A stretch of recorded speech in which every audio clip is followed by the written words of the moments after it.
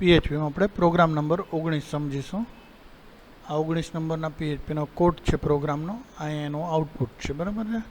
આ કોડની અંદર આપણે જોશું ટાઇટલમાં છે આ, તો એ અહીંયા ટાઇટલમાં ઉપર આવી જાય, બરાબર છે. રિક્રિએશન ડેમો લખ્યું તો આ રિક્રિએશન ડેમો ટાઇટલમાં છે, ટાઇટલ બારમાં આવી ગયો. ત્યાર પછી H4માં અલાઇન સેન્ટરમાં જે એક્ઝામ્પલ ઓફ રિક્રિએશન, તો અહીંયા લખેલું આવી ગયું. HR થી આડી લાઈન આવી, PHPથી PHPનો પ્રોગ્રામ શરૂ થાય. num1માં 10 સ્ટોર કર્યા, પછી પ્રિન્ટ લાઇન num1, તો એનાથી આ પ્રિન્ટ લાઇન નામનું જ્યાં જ્યાં ઓલું થશે ત્યાં પ્રિન્ટ લાઇન બનશે, ફંક્શન બનાવ્યું. એ ફંક્શનમાં શું કર્યું જાય તો ગ્રેટર ધેન 0, એટલે કે 0થી વધુ હોય num1માં તો શું કરે તો લખેલું ધીસ લાઇન નંબર એમ કરીને num1, તો ધીસ લાઇન નંબર કરીને num1માં અહીંયા જે સ્ટોર છે એ પ્રિન્ટ થાય. તો શું સ્ટોર છે 10, તો 10 અહીં પ્રિન્ટ થયું. ત્યાર પછી પ્રિન્ટ લાઇનમાં num1 - 1 લખી નાખ્યું, એટલે આ ફંક્શનની અંદર એક બાદ થઈ જાય એમાંથી. તો 10માંથી એક બાદ થાય એટલે 9 થઈ ગયા. પછી પાછું આને આ વસ્તુ ફંક્શન રન થાય અને એ પ્રિન્ટ કરે, લાઈન 9 પ્રિન્ટ થયા. પછી પાછું 8 પ્રિન્ટ થયા. એમ ક્યાં સુધી પ્રિન્ટ થશે? કન્ડિશન આપી છે આ ફંક્શનની અંદર, કન્ડિશન છે કે ભાઈ 0થી વધુ હોય ત્યાં સુધી. જેવું 0 થઈ જશે એટલે અટકી જશે. ક્લિયર? સમજાઈ ગયું આ ફંક્શન? આવી રીતના ઇફ ફંક્શનને આપણે પ્રિન્ટ લાઇનની અંદર બનાવ્યું અને ઇફ ફંક્શનનો ઉપયોગ કર્યો. ચાલો, પ્રોગ્રામ નંબર 19 ક્લિયર થયો. હવે 20 નંબરને જોઈએ. પ્રોગ્રામ નંબર 20 ઓલ ફાઇલમાં જાઉં છું, એની અંદર અહીં પ્રોગ્રામ નંબર 20 લઉં છું. આ કોડિંગ ખોલું છું એનું, આ કોડિંગ ખોલી ગયું. હવે અહીંયા એ પ્રોગ્રામને રન કરું છું, પ્રોગ્રામ નંબર 20ને. તો 20 નંબર રન થયો. 20 નંબર શું છે? ફોર્મનું છે, કે ઇનપુટ ફોર્મ છે, બરાબર. અહીંયા લખ્યું છે ગેટ ડેમો, એટલે ગેટનો ઉપયોગ કર્યો છે, બરાબર. આ ટાઇટલ બારમાં આવી ગયું. અહીં આ વસ્તુ અહીંયા આવી ગઈ, HR થી આડી લીટી આવી, આ HR થી આડી લાઈન આવી. હવે અહીંયા ફોર્મનો ઉપયોગ થયો. Form action equal to C20 લખ્યું. C20 તો કોઈ એમને ડેમો ફાઇલ આપી હશે. અટાણે આપણે અહીંયા P20 લખ્યું છે, તો આના પછીની ફાઇલ P21 હશે એમ માનીને એ આપું છું, કારણ કે આમાં બે પ્રોગ્રામ જોડે હશે. ફોર્મમાંથી જે ડેટા જાય એ બીજી ફાઇલમાં ડેટા જતા હશે. તો હું અહીં P21 કરું છું એક ડેમો માટે, ખ્યાલ આવે એટલે ફાઇલને સેવ કરું છું. હવે આની અંદર મેથડ ગેટ છે, એટલે કે આની મેથડ છે એ ગેટ રાખી છે. એ ફંક્શન છે કે એ ગેટ મેથડથી ફોર્મમાં જે કંઈ વિગત આવશે એને સ્ટોર કરી અને આ ફાઇલમાં લઈ જશે. એને નેમ, તો અહીં નેમ લખેલું આવ્યું. 2 ડોટ, તો 2 ડોટ લખેલું આવ્યું. એન્ડ NBSPથી શું થાય તો સ્પેસ આવે. આ વચ્ચે જે છે સ્પેસ 2-3 સ્પેસ આવી જાય, 3-4 વાર લખ્યું, એનાથી આ 2-3 સ્પેસ જેટલી જગ્યા રહી ગઈ. આ જેટલી વાર વધારે લખીએ એટલી સ્પેસ વધારે આવે. હજી આપણે એમ થાય કે ઓલું બોક્સને હટાડવું થોડું, તો આને કોપી કરીને પેસ્ટ અહીંયા બાજુમાં કરતો જાઉં છું, થોડીક વાર વધારે જોઈએ. સેવ કરું છું અને આને રિફ્રેશ આપું તો ઓલું બોક્સ થોડું ઘટ્યું છે, એજવાળું ઘટ્યું, તો મેં ભૂલથી એજમાં કોપી પેસ્ટ કરી નાખ્યું. નેમમાં કરવાની જરૂર, નેમમાં 1 જ NBPS છે, એટલે અહીંયા સ્પેસ વધારવી છે તો અહીંયા સ્પેસ NBPS વધારી દઉં છું. અને એજમાં મેં હમણાં ભૂલથી કોપી પેસ્ટ જે કર્યા એને કાઢી નાખો છો, એટલે ખ્યાલ આવે તમને છે. અને બેમાં એક સરખા જ રાખું છું. આમાં એક વધી ગયું છે, એક કાઢી નાખો એટલે એક સરખા ગણીને થઈ ગયા. હવે એને હું સેવ કરું છું અને એ રિફ્રેશ આપીશ તો આ બે જે છે બોક્સ એ એક લાઇનમાં દેખાડશે છે. તો આ રીતના તમે અહીંથી સ્પેસિંગ મૂકી શકો છો NBSPથી. પછી ઇનપુટ ટાઈપ ટેક્સ, તો આ ટેક્સ બોક્સ બન્યું અને એનું નામ નેમ રહી ગયું, એટલે જે અંદર સ્ટોર થશે નેમમાં સ્ટોર થશે. એવી રીતે ઇનપુટ ટાઈપ ટેક્સ અને નેમ ઇક્વલ ટુ એજ રાખ્યું, તો એજમાં સ્ટોર થશે જે થશે એ, બરાબર. હવે અહીંયા પછી BR આપ્યું છે એટલે લાઇન બ્રેક થાય. પછી NBSPથી આટલા સ્પેસિંગ મૂક્યા આગળની સાઈડ, અને અહીંયાથી ઇનપુટ ટાઈપ જે છે આ સબમિટવાળું, એનાથી બટન બન્યું ઇનપુટ ટાઈપ સબમિટ ને વેલ્યુ ઇક્વલ ટુ સબમિટ, એટલે સબમિટ બટન એનાથી બન્યું. આપણે એમ થયું કે હજી સબમિટ બટનને થોડુંક નીચે લઈ જવું, તો અહીં એક BR આપ્યું ને હજી એકાદ BR હજી આપી દઈએ, 2 BR કરી નાખીએ તો એક લીટી વચ્ચે મુકાઈ જશે. જો અહીંયા આપણે સેવ આપું ને રિફ્રેશ આપું જ છે તો એક લીટી મુકાઈ ગઈ. ક્લિયર? હવે આની અંદર હું ડેટા નાખું ને એ ડેટા ક્યાં જશે તો 21મી ફાઇલમાં જશે. હું અહીં કોઈ પણ ડેટા નાખી દઉં છું. એક ઉદાહરણ તરીકે અહીં GCC અને એજમાં 26. આ મેં શું લખ્યું તો GCC એટલે કોમ્પ્યુટર ક્લાસનું ટૂંકું નામ લખ્યું, ગાયત્રી કોમ્પ્યુટર ક્લાસ. તમારે તમારું નામ લખવાનું. ઉંમર તો મેં ક્લાસીસ શરૂ કર્યા છે 2000ની સાલથી 2026 થયેલ, 26 વર્ષ થયા ક્લાસને, એટલે એની એટલી કે તમે તમારી પણ લખી શકો છો, બરાબર. સબમિટ આપો છો એટલે આ ડેટા સબમિટ થઈ ગયો અને કયો પ્રોગ્રામ ખુલ્યો 21માં જો સીધો p21.php ખુલી ગયું અને એમાં આવી ગયું લખેલું આ p21 રન ન કરવું પડ્યું, એનું આઉટપુટ સીધું આમાંથી આવી ગયું. હવે એનો કોડે સમજાવી દઉં. p21માં શું 20 વાળું તો સમજાઈ ગયું, ફોર્મ બનાવ્યું જ. હવે 21માં શું કોડ છે એ સમજીએ આપણે. તો ઓલ ફાઇલ કરું છું અને p21 આમાંથી લઈ લઉં છું. તો p21માં શું કોડ છે તો અહીંયા ટાઇટલ બારમાં આવશે, તો એ આવી ગયું ટાઇટલ બારમાં. પછી આ PHPનો કોડ છે, એમાં આ રિમાર્ક્સ છે, આ ખાલી નોંધ છે, આ ક્યાંય પ્રિન્ટમાં નહીં આવે. બેસલેસ છે ને મતલબ એ રિમાર્ક્સ કહેવાય, નોંધ કહેવાય. એમાં છે $નેમ એટલે કે આ વેરિયેબલ લીધું અને એ ક્યાંથી લીધું, ગેટ નેમ. ગેટ નેમ એટલે નેમમાં જે વેલ્યુ હતી એ આપણે ફોર્મમાં લખ્યું હતું, નેમમાં નેમ લખ્યું હતું એટલે એ વેલ્યુને અહીં ગેટ કરી લઈ લીધી આપણી ઓલી ફાઇલમાંથી. ઓલી ફાઇલમાંથી શું કામ લીધું, આપણે ઉપર ફોર્મ =21.php લખ્યું હતું એટલે એ વેલ્યુને 21માં અહીંયા ટ્રાન્સફર કરીને આ 21માં અહીંયા લઈ લીધી.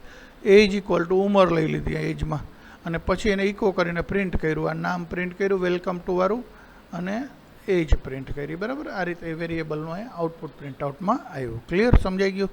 એટલે આ ગેટ મેથડથી એક ફોર્મમાંથી ડેટા લઈ અને રન કર્યા બીજી ફાઇલમાં અને આઉટપુટ તરીકે આપ્યા. અહીં 20 અને 21 બે ગેટ મેથડવાળા પ્રોગ્રામ ક્લિયર થઈ ગયા. હવે એના પછીનો પ્રોગ્રામ લઈએ, ઓપન આપું છું. 22 નંબર ઓલ ફાઇલ આપું છું. એની અંદર અહીંયા 22 નંબર લઈએ. આ 22 નંબરનો કોડ છે. અહીંયા હું 22 નંબરને રન કરું છું. 21ને રન કરવાની જરૂર નથી કારણ કે 20માંથી જ ઓટોમેટિક રન થઈ ગયું હતું ને આપણે આઉટપુટ જોઈ લીધું. હવે 22નું 22.php તો આ 22માં ફોર્મ જ આવ્યું પણ એમાં મેથડ પોસ્ટ મેથડ છે લખ્યું જો. મેથડ અલગ છે, ઓલી ગેટ મેથડ હતી, આ પોસ્ટ મેથડ છે. મેથડ અહીં મેથડ ઇક્વલ ટુ ખાલી બદલેલું છે, પોસ્ટ આવ્યું, બરાબર. બીજું કંઈ પ્રશ્ન જ થયો. હવે અહીંયા p24 આના પછીની ફાઇલ, પણ આના પછીની તો p23 છે એટલે હું p23 ફાઇલ આપું છું, બરાબર. p23 એટલે આમાંથી આ ફોર્મ એક્શન લખ્યું p23 એટલે આમાં જે કંઈ ઇનપુટ થશે એ p23માં પોસ્ટ મેથડ એટલે પોસ્ટ અહીંયા પોસ્ટ કરી દેશે. અહીંયા નેમ, તો અહીં નેમ આવી ગયું.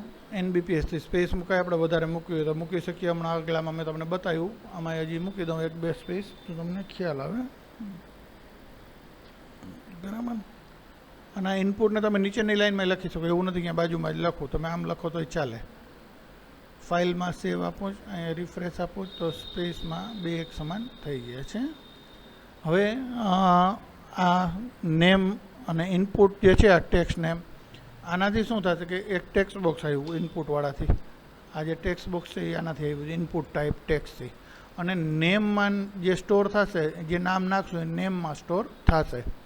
પછી નીચેની લાઇનમાં એજ આવ્યું, એમાં જે આ ઇનપુટ ટેક્સ્ટ બોક્સ છે એનાથી એજ માટે નીચે ટેક્સ્ટ બોક્સ બન્યું છે, બરાબર. આ ટેક્સ્ટ બોક્સ એજ માટે બન્યું છે. એની અંદર જે સ્ટોર કરશો એ એજમાં સ્ટોર થઈ જશે. પછી આ જે સ્પેસ આપ્યા છે સબમિટની આગળ માટે સ્પેસ આપ્યા છે અને આ જે ઇનપુટવાળું છે સબમિટવાળું એનાથી સબમિટનું બટન બન્યું છે, બરાબર. Input type equal to submit, value equal to submit, એનાથી આ સબમિટવાળું બટન બન્યું છે. ફાઇલને સેવ કરું છું, એકવાર આને રિફ્રેશ આપી દઉં છું. હવે આની અંદર હું જે લખું એ લખું છું, કંઈ પણ નામ, જેમ કે તમારું નામ લખી નાખું છું, માધવ. ઉંમર બોલજો, ઉંમર બોલો 19. હા, ખુદ સ્પેલિંગ સુધારી દઉં. આ તો એજમાં કર્સર હતું ને એટલે મેં સીધું પહેલાં લખી નાખું એમ. ચલો, તમારું નામ લખ્યું, તમારી ઉંમર લખી, જોઈએ સબમિટ આપું છું તો આના પછીનો 23મો પ્રોગ્રામ રન થશે ને એમાં સીધું આઉટપુટ બતાવે. તો એમાં એરર બતાવે, 9મી લાઇનમાં કંઈક એરર છે, આપણે જોઈએ શું છે ને સુધારીએ. એ કઈ 23માં આને સેવ કરું છું અને ઓપન આપીને 23મો પ્રોગ્રામ ઓપન કરું, કારણ કે હવે રન 22માંથી સીધો 23મો થાય છે. તો 23મા પ્રોગ્રામનું કોડિંગ આપણે સાથે સાથે જોઈ લઈએ.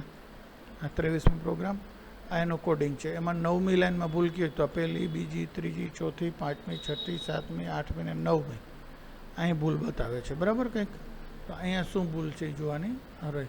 તો આ વેરિયેબલવાળું અલગ લાઇનમાં હશે, એના કારણે કદાચ હશે. એના એ સળંગ કરી નાખો, કારણ કે બે સ્લેશવાળું છે ને એ એક લીટી પૂરતું જ ચાલે, નીચે ન ચાલે. તો નીચે વેરિયેબલ હતું એ ખરેખર કમેન્ટ જ હતું, એને નીચે લખી નાખ્યું તો એના કારણે કદાચ હશે. જોઈએ આપણે આને સેવ કરી નાખું છું અને બેક આપું છું એટલે પાછું ઓલી ફાઇલ આવી ગઈ 22મી. સબમિટ આપું છું એટલે 23મી ફાઇલ રન થઈ. જો નામ આવી ગયું, માય નેમ ઇઝ માધવ ને એજ ઇઝમાં અટકી ગયું 9મી લાઈનમાં જ એરર આવી ને એજમાં કંઈક કહે એરે કે એજ એવું કે અનડિફાઇન, તો એજનો કંઈક પ્રોબ્લેમ છે કે એજમાં કંઈક ડિફાઇન નથી થયું.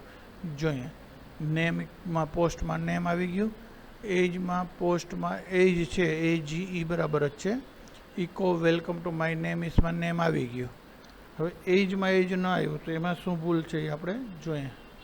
અહીંયા એજ ઇક્વલ ટુ AGE, એજમાં ડોલર એજ તો છે જ બરાબર જ છે, ડોલર નેમ હતું એમ ડોલર એજ છે અને પોસ્ટમાં એજ તો આપ્યું જ છે, તો કેમ એ રાખીએ છીએ અને અટકી ગયું?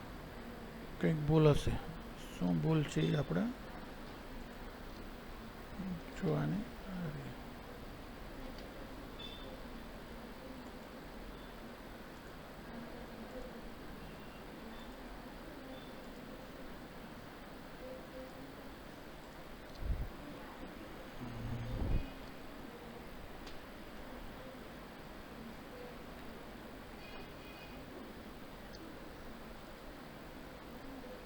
એજમાં જ પ્રોબ્લેમ આવે છે. 9 નંબરની લાઈન બતાવે છે. જોઈએ 1 2 3 4 5 6 7 8 અને 9 એજવાળી લાઈનમાં જ ભૂલ કહે છે, તો એજવાળામાં કંઈક મિસ્ટેક બતાવે છે. બરાબર, એજની જગ્યાએ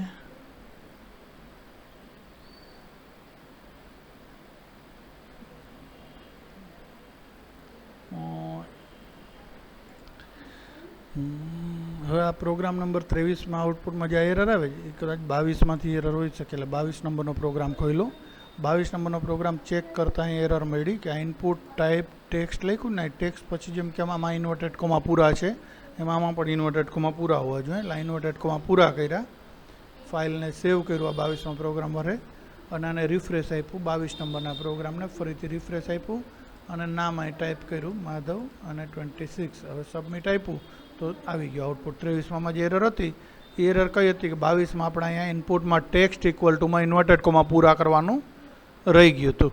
એ જેવા ઇન્વર્ટેડ કોમા પૂરા કર્યા એટલે 22માંનું ક્લિયર થઈ ગયું આઉટપુટ અને 23માં જવાબ જોવા મળી ગયો. ક્લિયર. તો આ રીતના પોસ્ટ અને ગેટ મેથડથી ડેટા એકમાંથી લઈ અને બીજામાં ડેટા મૂકી શકાય છે. આજ પૂરતું એટલું રાખીએ.